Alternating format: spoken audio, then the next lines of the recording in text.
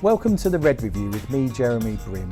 The Red Review is brought to you by Growth Ignition, the transformation and capability development business, all in the work-winning space, and the Bid Toolkit, its product set in bid process and training videos.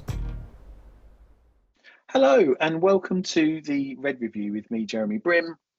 An interesting chat this week.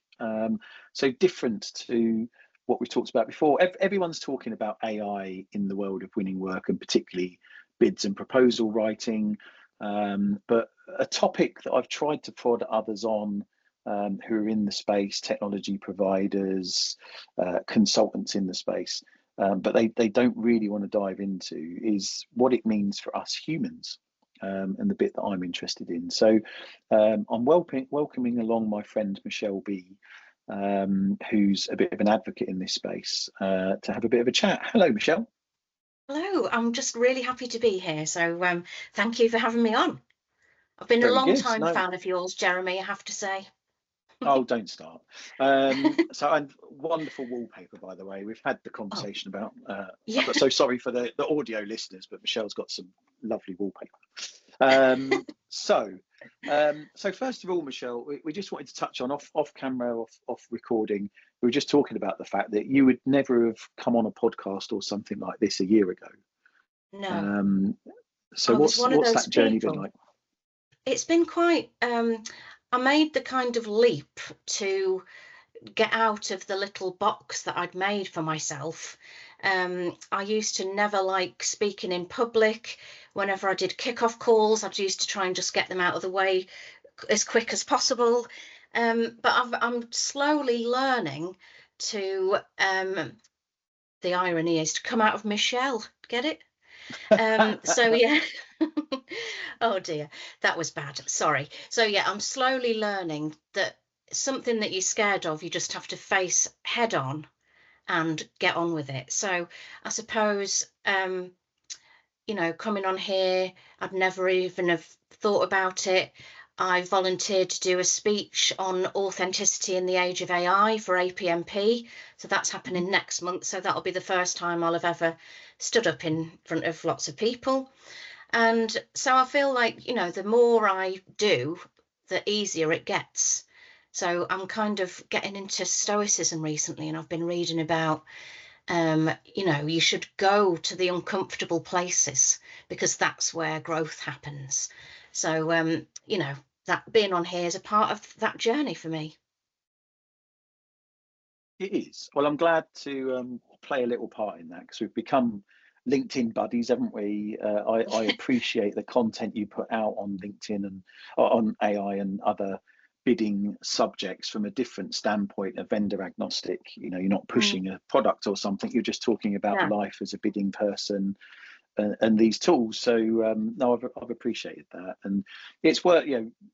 It's been interesting. We're rebuilding our marketing funnel at the moment, which I think you and I have talked about a little bit. I'm going to have to do more videos and stuff on LinkedIn myself, but I'm much less afraid of the sound of my own voice than you are, obviously.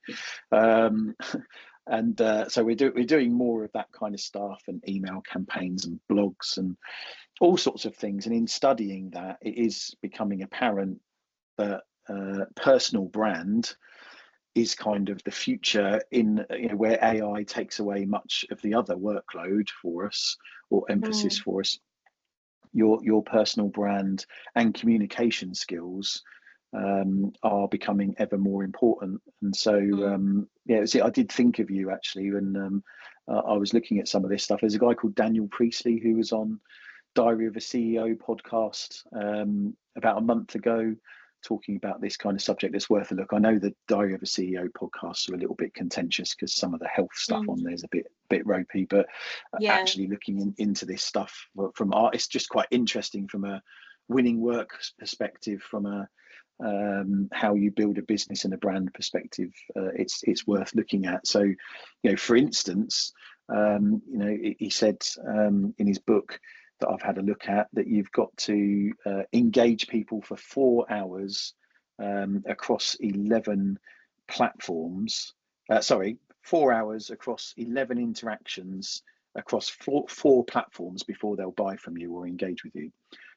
So that's why I have a podcast and put videos and stuff like that, because I need to hit the 4 hours before someone will, It's answer my crazy, isn't call. it? That's just so much work, really. Yeah, Like, obviously I work for a business, so I don't have to be concerned by that. I think my focus is, I love words, I love writing. I've always been obsessed with how words can change people's minds. I came into bids from, well, I used to be a songwriter and a poet. And then I used to do kind of temporary contract work in London. And I used to work as a kind of stand-in executive assistant to CEOs in massive companies. And some of that I touched on proposals, and I always got told, you're really good at this. So I think that was my route into bids, which is very unconventional, but I don't think anyone has a conventional route into bids these days.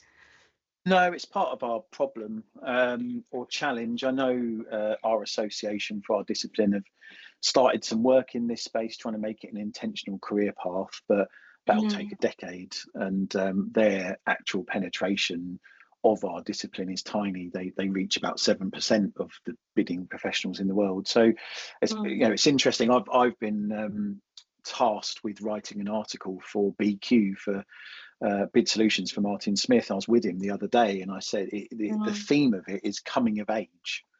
And his challenge to all of the 25 writers of the various articles is that the article needs to be about how our discipline is going from adolescence to adulthood. And I said to him the other day, it's not, mate. I mean, we'll have the chat about AI and stuff in a minute, and it's positive, negative disruption. But in reality, I do at least 2 maturity benchmarking sessions with leadership teams of businesses a month. And we do a load of work with Department for Business and Trade, webinars for UK businesses, largely SMEs, but bigger ones too, in how they go and win work abroad particularly, but how they generally grow their business, doing stuff with Help to Grow and things. And the immaturity is still quite worrying.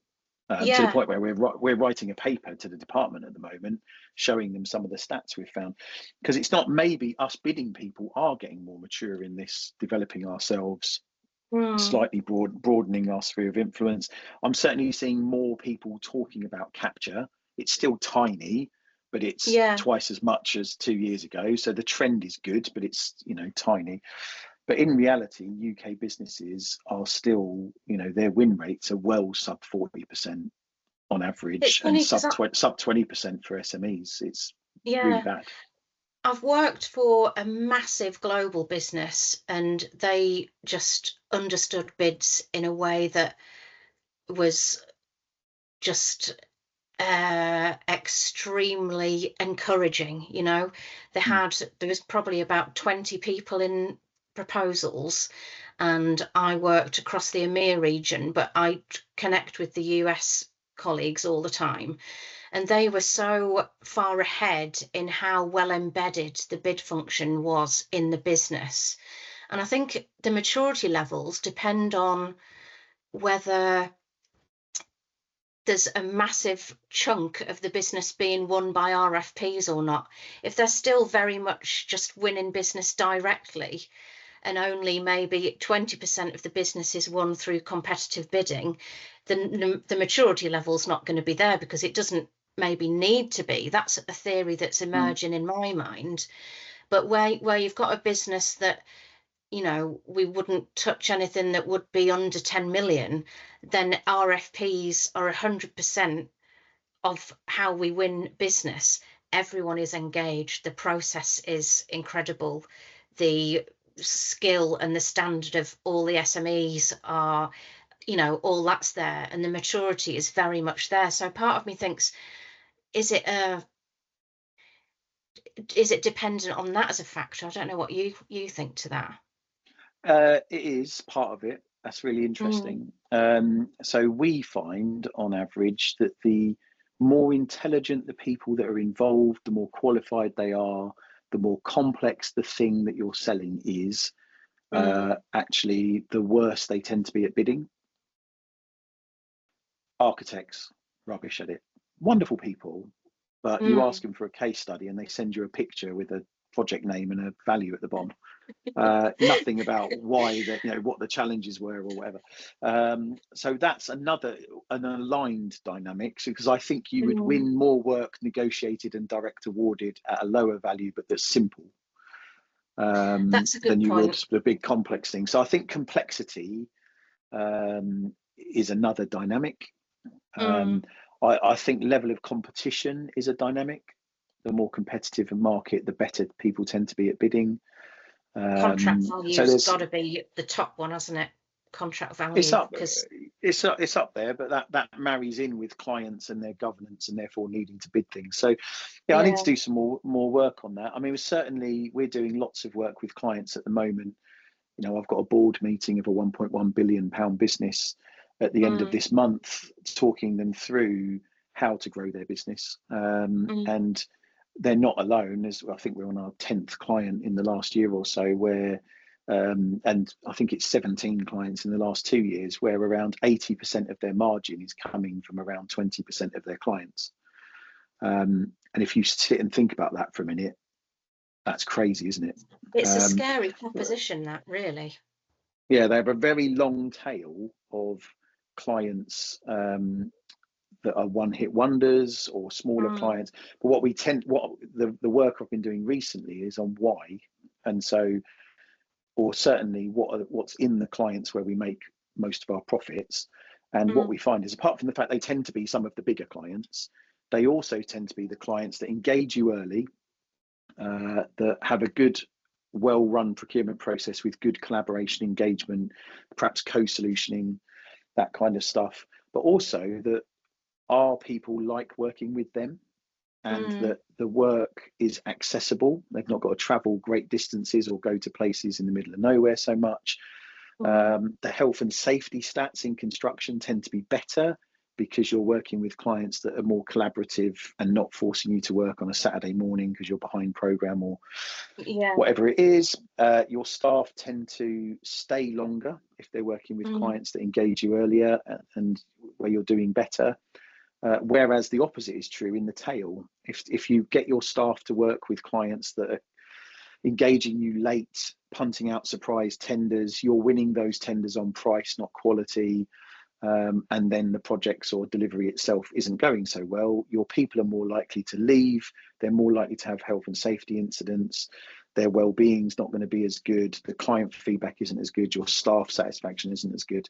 So what we're finding is that businesses are all self-fulfilling prophecies. It's all about patterns and analytics, and seeing those patterns and directing your efforts towards where you can maximize the return, and it's not just about profits and outcome. It's what I'm having to coach people is, it's about the value you can create for those clients, and then we're just asking for a share of that value back in return, so everyone wins. If we can do more and more deals with that intent, you'll tend to be much more successful. Absolutely. I think it also matters. Oh, sorry, we're going down a rabbit hole, aren't we? We're going down a rabbit hole of trying to understand why there's a lack of maturity in bid functions in the UK. But I do wonder whether there's differences between some parts of the US seem to be really all over it, like much more mature. And I do know a few people working in capture who have been working in capture for a long while. In the UK, but it's you're mixing your drinks a bit there. So there's a few points in that to unpack. So there are obviously, so I would argue actually the UK on average is the most mature country in the world at bidding. Really? Right? Yes, because we are compliance driven people. We queue up for things, we follow the rules, health and safety, etc. So we're very good at breaking questions down, answering questions, etc. on average, although the average point is low, so that we do have in the top 10% of businesses real high performance in the bidding stage. What you're missing and where you're mixing your drinks is the capture stage before the bid comes out. So the Americans, I've talked about this loads, the Americans are far more advanced only on the East Coast, around DC, New York, etc. West Coast and Texas and stuff like that are fairly immature. But where federal government is involved in particular, gov.com or whatever it is, there tends to be quite high levels of maturity in capture, and we are definitely a lot less mature on capture on average. So Yeah. if it was a greenfield opportunity, if a bid came out tomorrow by surprise and no one knew it was coming, I would back a UK business to beat anyone. But if it was that deal was going to come out in 18 months' time, I would back an American heritage business at least to do a better job of capture, position for it, and certainly have a higher propensity to negotiate or have direct award. So that's that. There's two different dynamics going on there at once, but it is improving. But the surveys that you see from some of the big AI or bid platforms talking about maturity and things, it's really warped because they're only dealing with fairly mature companies in the first place who would even know that they exist or that it's a thing. The companies that I work with, hundreds of them through Department for Business and Trade, SMEs, or actually it's up to companies with 1,000 people, we have found is the cutoff of severe immaturity. If you're below 1,000 people, you tend to be fairly immature. But anyway, so AI is interesting. We did a webinar with Darryl Woodward early last year, I think, about what AI is in our context. And he had some very good, wise counsel around platforms and how to engage them.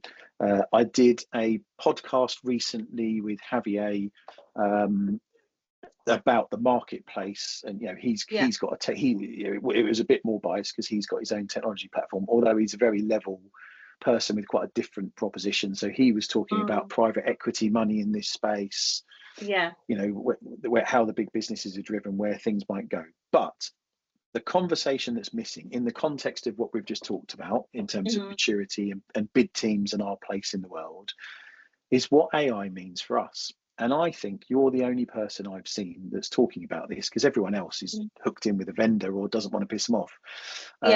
Whereas you've been playing around with this, doing some research and then taking it quite seriously recently. So we're going to do a blog post on this that will go out in a week's time. But give me the headlines, Michelle, of what your journey with AI and then what you're finding from a human perspective and what it means for us. Yes. So I suppose I'd be described as an expert beginner with AI, and maybe I'm an early adopter of kind of experimentation with large language models. I think lots of people in the bids and proposal space are, because they're obsessed with language and what it means. So I think these daily experimentations with things like ChatGPT has just kind of helped me think ahead. My brain is always thinking, what might this mean in 2 years, 3 years, 5 years? And so the other day I sat down and wrote an article about what might it mean for bid professionals in the future once the technology catches up and can do it's never going to be able to you're never going to be able to press a button and it write a bid that is perfect and can just get, that's never going to happen. So I think that's reassuring in some cases, because some of the vendors that I've spoken to will lead with that as almost a proposition in a way. So bearing in mind that that's not going to happen, we still need humans in the loop. A lot of other kind of trends that I'm seeing is, what can we do with the time that these systems give us back? A lot of the time I could spend a day or 2 days drafting a really good executive summary, whereas probably now I could do that within 1 or 2 hours or less. So where do you spend the rest of that time? And I suppose it just made me think of the role of a bid professional in an organization, and what is it that we do on a day-to-day basis, and how could that be applied outside of bids?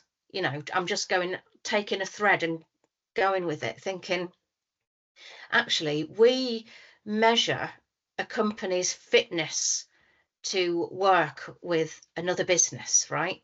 So in a way, we are bids, or being in a bid function is like a barometer of the health of the organization you work for. So you're able to see any gaps. You're able to see, oh, actually, there might be a bit of a weakness in one area. How could we affect that operationally? So, we can flag to the business that we might get some feedback from a public sector contract, and it might highlight an area where we didn't perform as well as a competitor that we know really well.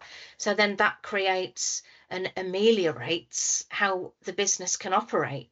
I worked for a small business for 5 years, and within that 5 years, I, was seen as a thought partner in how to help the business get up to a certain standard to be able to perform at a different level and win much bigger contracts. They were winning between 500 to 2 million, and we got them over the threshold to be able to perform much better, and the business grew and it expanded. And I think there's a lot of that kind of consultancy around that barometer of organizational health that could be really useful. So I suppose I'm thinking outside the box, which is something my brain does very well at, and thinking how might we be able to evolve the role of bids, but how can we also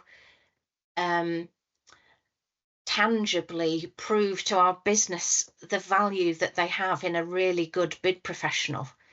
And I feel that that's not talked about in the conversation with AI, because we're still in that kind of chaos phase. Everyone is trying to figure out where this new technology fits in and how we can adapt to it and what that might mean. Whereas, yes, it's going to save us time eventually, but I feel like it's just going to go through constant iterative improvements, and the people at the higher end of the scale, I would hope, would be able to rise into a more strategic kind of consultative way to the entire business, because I've seen it happen in other businesses. It's an interesting kind of viewpoint on our relationship with AI. I'm hugely ethical in the way I'd like to see that evolution play out. There's lots of people that have other viewpoints on the fact that it's going to take over, and there's lots of talks about agentic AI, that you can get someone to act as a consultant, someone to act as this, but really, what kind of life would that give everybody? I think we need to focus on enriching human life, not degrading it. So enriching human life would be to see the next logical step as really stepping into that role of strategy and growth and revenue ops and all that kind of wider function of a really good bid professional. That's really interesting. So there's a few points to unpack there.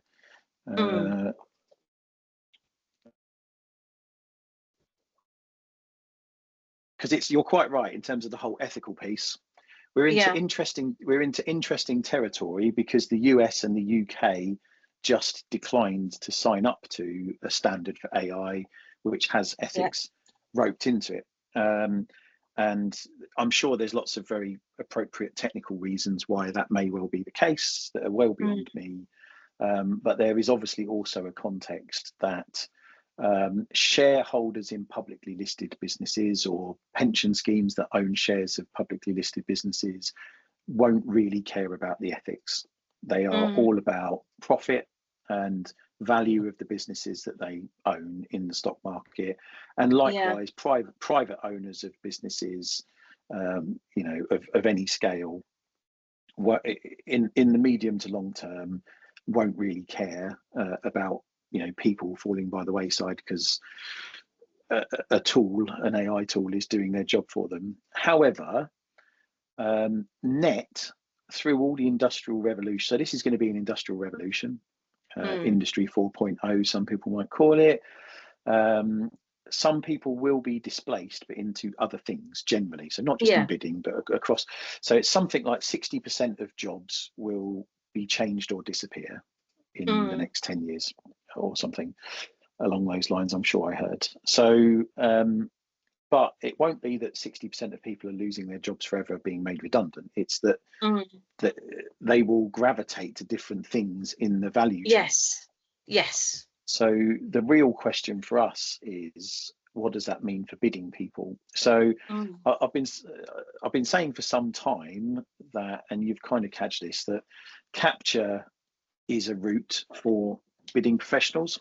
So we bidding professionals, whether you're a bid manager, sort of propositions type person, whether you're a writer, bid writer, etc., we are, if recognised, we are an incredibly valuable resource in a business. Because often where we are recognised as being valuable, we are able to ask questions that drive the business to create better solutions that create more value for clients. We get a share of that value. The business is more profitable, can invest in more innovation, grows, etc., etc. Becomes a self-fulfilling prophecy.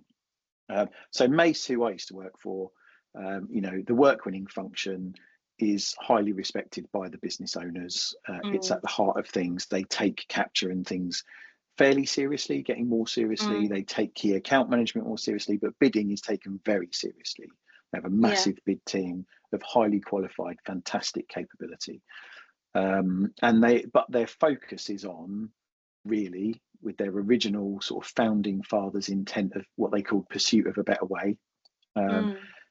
Mace is a successful business and has been for 25, 30 years because they focus on doing stuff better, more valuably for clients, saving them money, saving them time, saving them heartache, saving them carbon, creating more social value. They're always coming up with solutions that are better than everyone else. So hot ticket for anyone who has to bid against Mace for anything, they're doing a better job than you, probably. If you beat Mace, it's because you've got a stronger relationship. It probably isn't because you've got, well, it's unlikely you've got a better solution. But that is a fairly extreme case. Most people in bidding. So I had a lady on my open bid writing course that you can buy a ticket for. Next one starts on the 7th of March, by the way, everyone. 750 quid plus VAT and Eventbrite fees. But I had a lady who bought a ticket for that. She works at a small contractor in St Neots, where I currently live. So she was literally 2 miles away.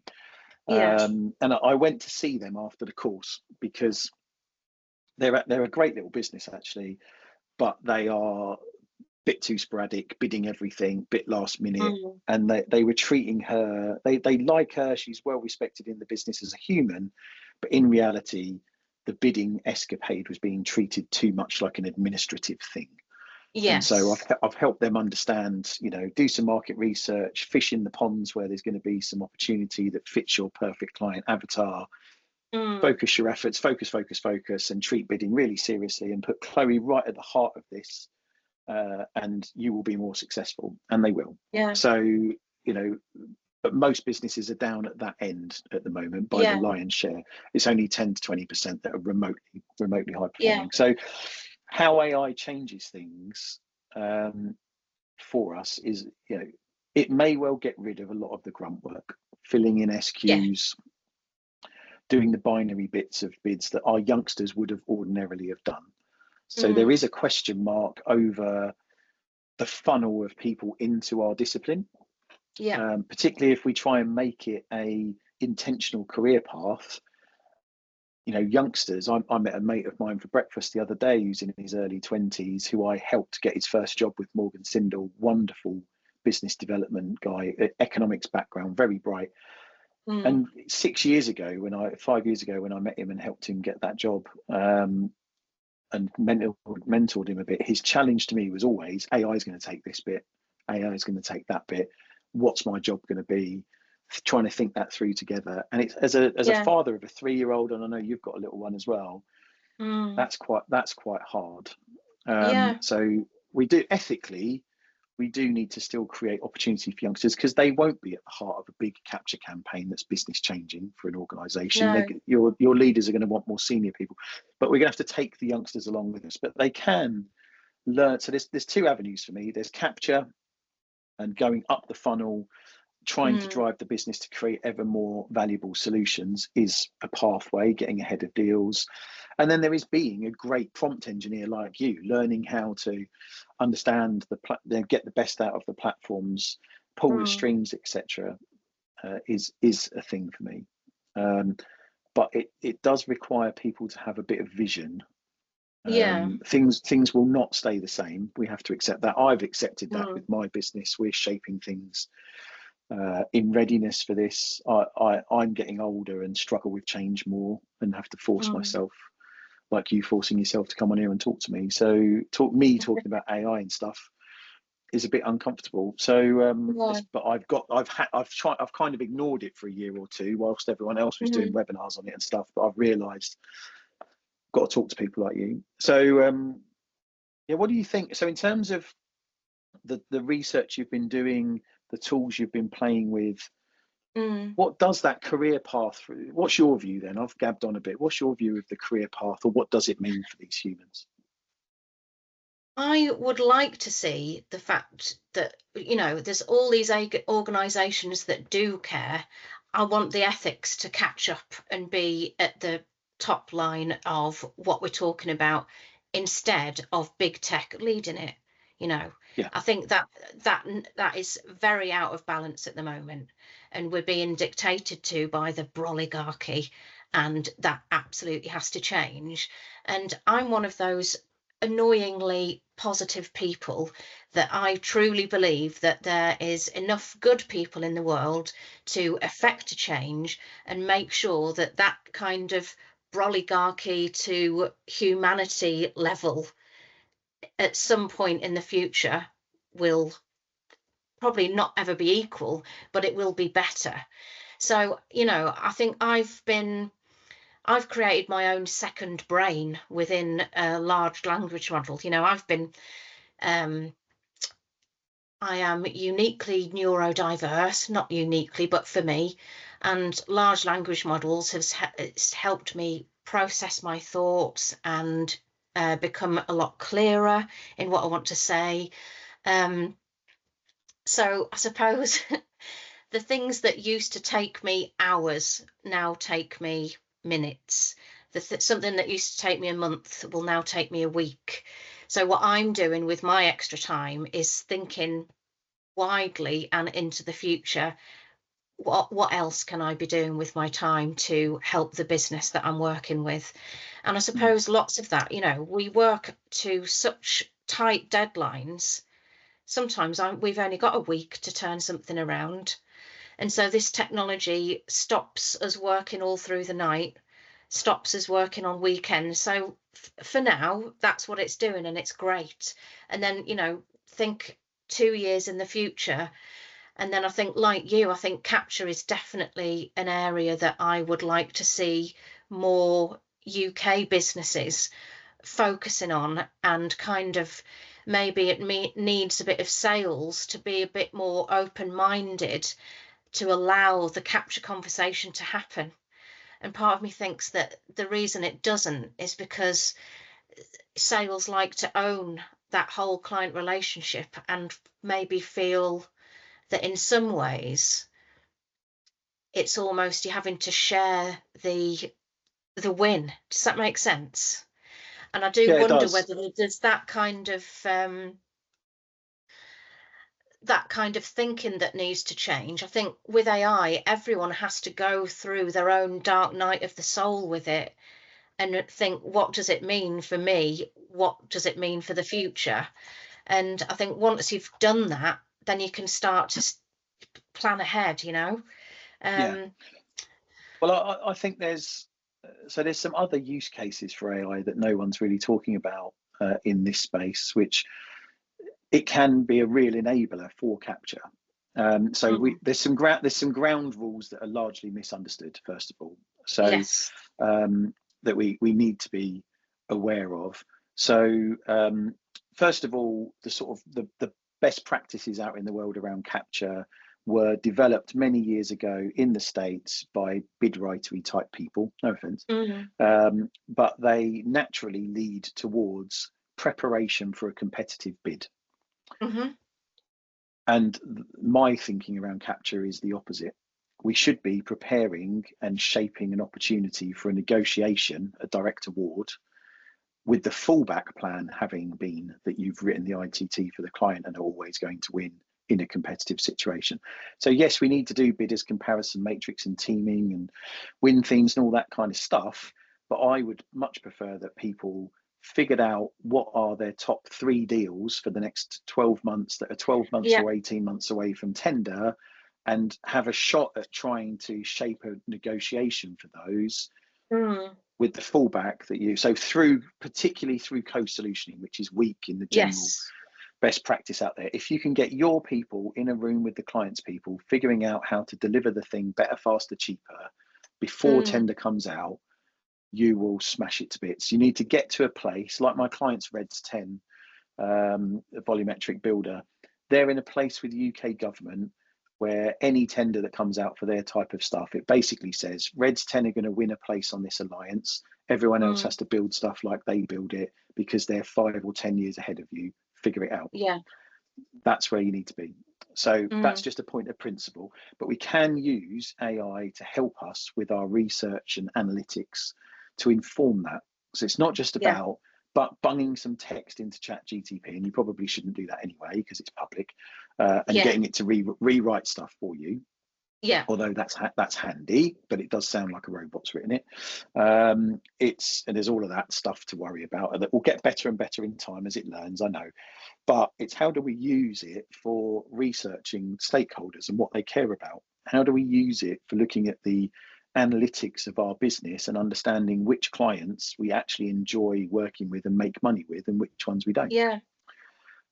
Because this should be all be about focus.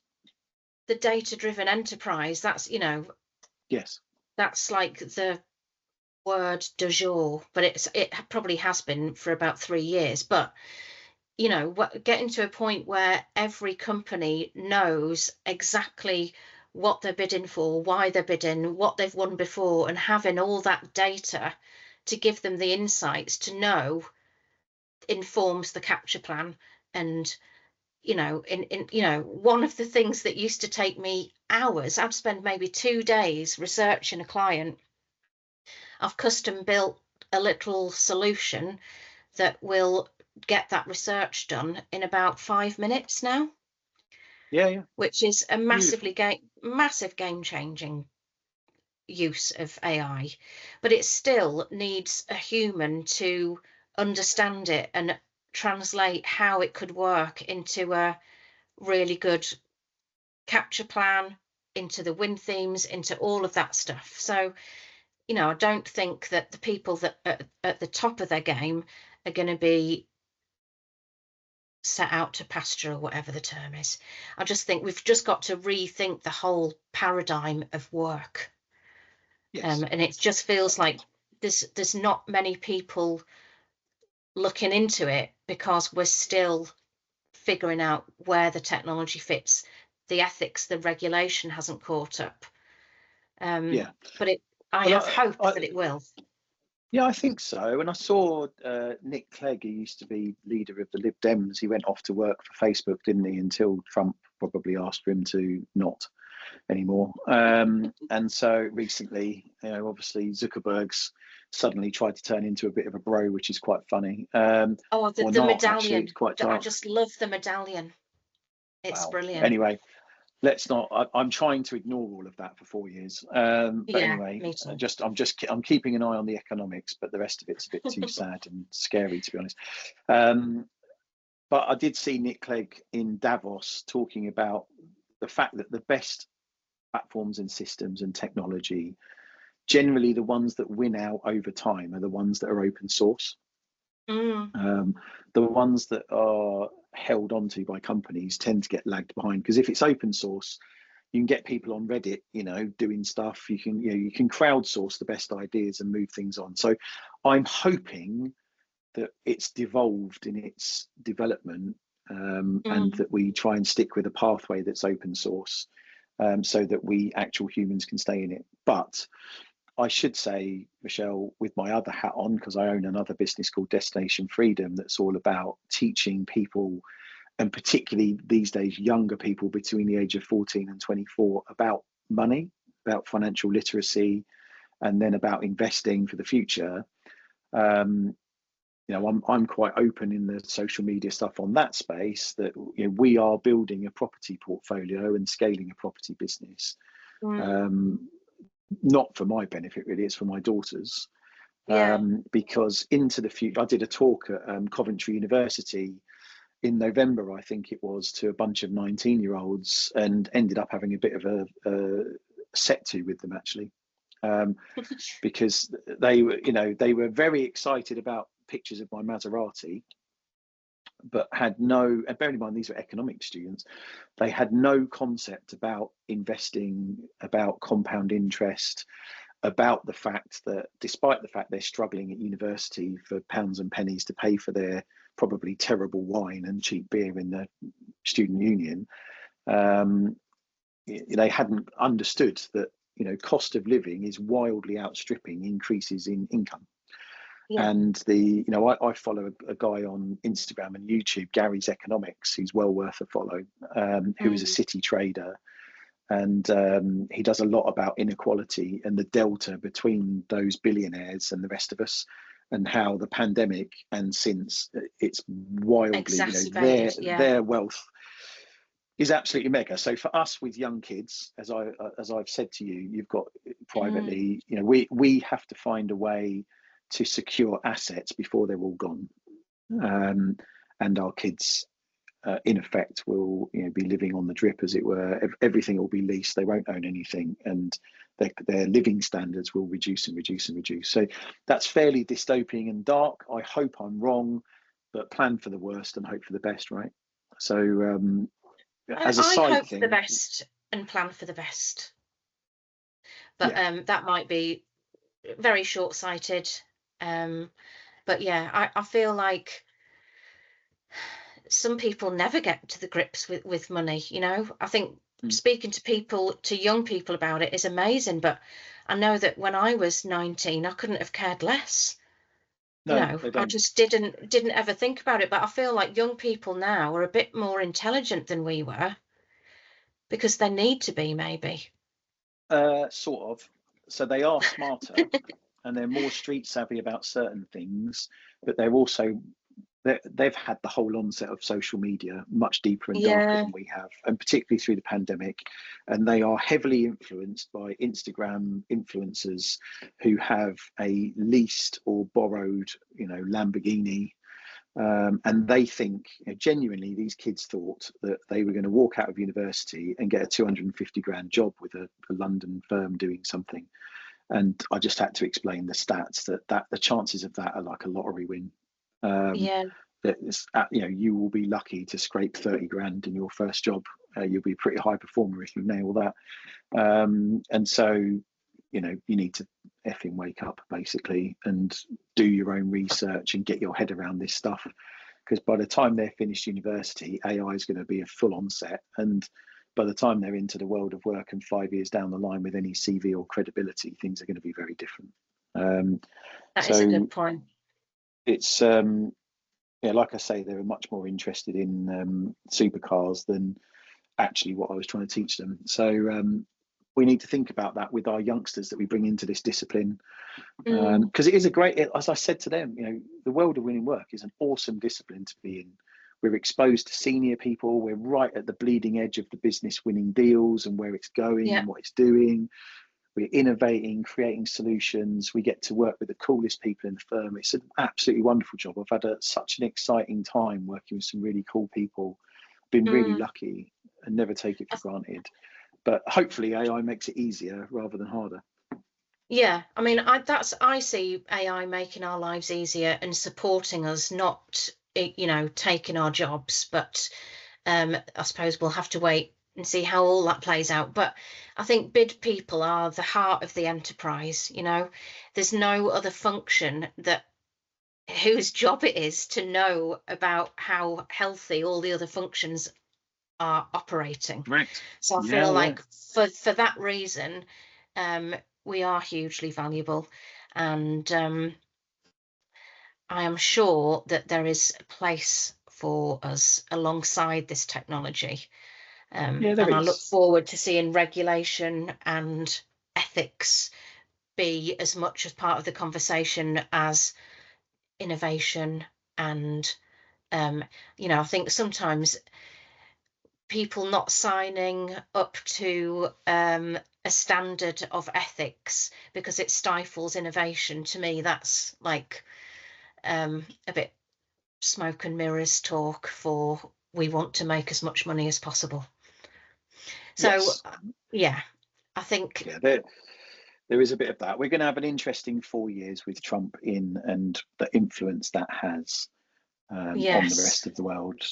So I hope that that changes in 4 years' time, and certainly some more ethics come with it, because you're right. But I think the onus is, I said this, I got invited to give a speech at a do for a big outsourcing firm a year or two ago, with a room full of some fairly senior people, but also a lot of the kids, grads, Mm, apprentices, people early in their career, first 5 years.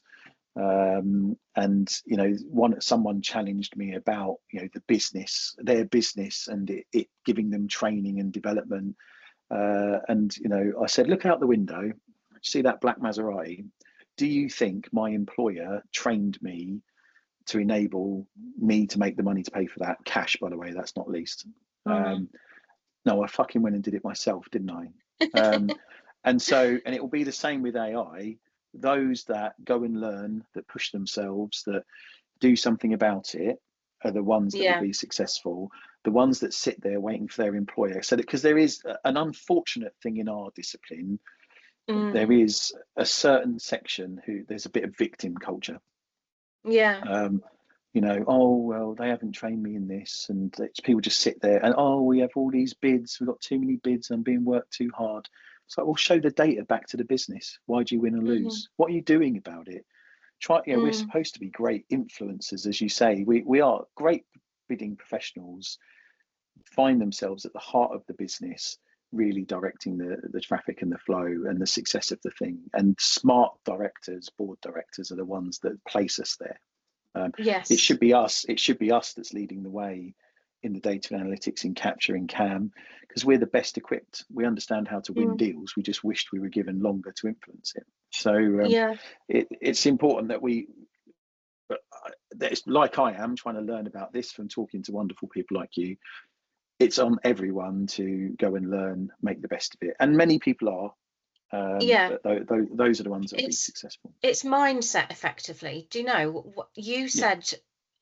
A sequence of 4 or 5 words to me a few months ago, and it had such a positive effect on what I was already doing. I suppose it just really made me think. And you said, no one's coming to save you. And I thought, do you know what? That's possibly one of the most motivational things that you can say to anybody, because Yeah. that is absolute fact. I think people need to, stop waiting around for things to happen and make them happen. You know, Absolutely. you Absolutely. create the life that you're the main person that should be creating the life that you want, not waiting around for something external to happen, because it's never going to happen. So thank Correct. you for that, because that really did solidify in my mind that I am on the right track in feeling uncomfortable. Doing this Mm. makes me feel uncomfortable, but by doing Yeah. it, I'm growing. So yeah, I think that's a good kind of segue into the mindset that everybody should be adopting in this new world. Yeah. JFDI, just go and learn about it, do it, speak up, Yeah. but use your influencing skills to influence the business, to do the Mm, right sorts of things, show them the data, make it an undeniable fact, and away you go. It's not rocket Mm. science. In terms of finding your way in this, it is a bit uncomfortable at the moment.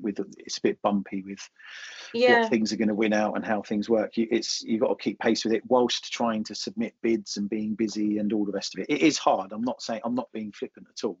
Yeah. This is scary. The reason why we're recording this is it is scary. Mm. But you've got to break out, make some space. Take a Saturday morning or whatever once a month and make yourself do it, Yeah. because this is important.